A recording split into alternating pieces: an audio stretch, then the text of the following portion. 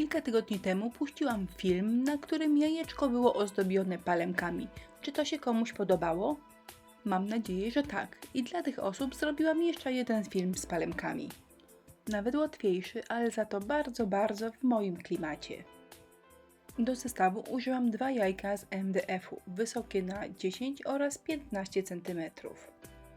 Biała farba akrylowa i wszystko jeden raz przemalowuję na biało. Suszę i teraz będzie potrzebny pędzelek albo szczoteczka, ponieważ będzie chlapanie. Byle jak mieszam ze sobą 2 kolory farb. Jak widzicie, jest to zgniły zielony oraz brązowy. Szczoteczką do zębów robię malutkie, drobniutkie kropeczki, natomiast pędzelkiem wachlarzykowym robię większe plamki.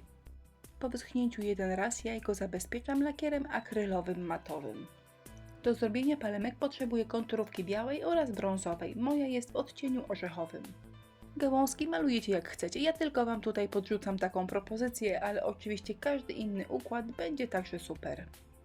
Na mokrych gałązkach od razu maluję kotki, czyli białą konturówką maluję kuleczki raz z jednej, raz z drugiej strony gałązki. To zawsze wychodzi, a nawet jak trochę nie wyjdzie, to jest normalnie, jak w przyrodzie, nie wszystko jest idealne. Nasze bazie dopiero zaczną fajnie wyglądać, gdy od spodu kotka domalujemy łuskę. Czyli pod kotkiem wyciskamy mniejszą kropeczkę i rozciągamy ją w stronę gałązki. Nic trudnego, zawsze wyjdzie, ale jeżeli macie stracha robić to na mokro, to możecie odczekać, aż kotki wyschną i dopiero wtedy namalować łuski. Na małym jajku proponuję kompozycję o stopniu trudności 0, no może 1. Łatwiej się nie da, a to takie bardzo łatwe coś wcale nie wygląda źle, zobaczcie.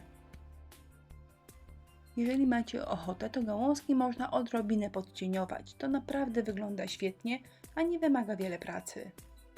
Rozwodniona farba brązowa, pędzelek skośny i delikatne podcieniowanie z jednej albo nawet z 2 stron, jeżeli lubicie. W ciągu kilku minut osiągamy delikatny efekt 3D.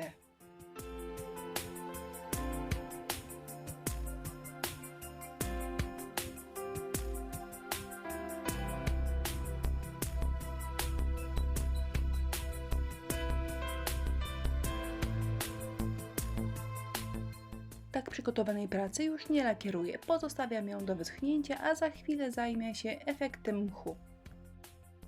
Mech w 2 kolorach, do tego przyda się pędzelek szczecinowy, proszek aksamitny oraz opcjonalnie nagrzewnica do embossingu. Efekt mchu nałożę na boki i troszkę na przód. Nałożę go grubo, ponieważ taka grubsza warstwa najlepiej imituje właśnie prawdziwy mech. Założyłam, że w mojej pracy bazę stanowi ciemny mech. Za chwilę dodam trochę jasnego i będę się starała, aby osiągnąć taki efekt, jakby stary zeszłoroczny mech poprzerastany był świeżym i nowym. Proszek aksamitny to jest 3. odcień zielonego na tej pracy i naprawdę wygląda fajnie, bo dodaje takiej prawdziwości. Na tym etapie pracy wszystko wygląda ok i można już po prostu pracę wysuszyć, ale jeżeli macie nagrzewnicę do embossingu, to można z niej skorzystać. Pod wpływem nagrzewania efekt mchu rośnie, jak gdyby zwiększa swoją objętość, co naprawdę świetnie wygląda. Niestety supermoc tego mchu można wywołać tylko nagrzewnicą do embossingu. Suszarka jest za słaba. Chciałam w kamerze uchwycić, jak fajnie wygląda, gdy mech pod wpływem ciepła rośnie, ale chyba mi nie wyszło. Pozostaje Wam uwierzyć mi na słowo i jeżeli macie nagrzewnicę w domu, to po prostu spróbować tego czaru.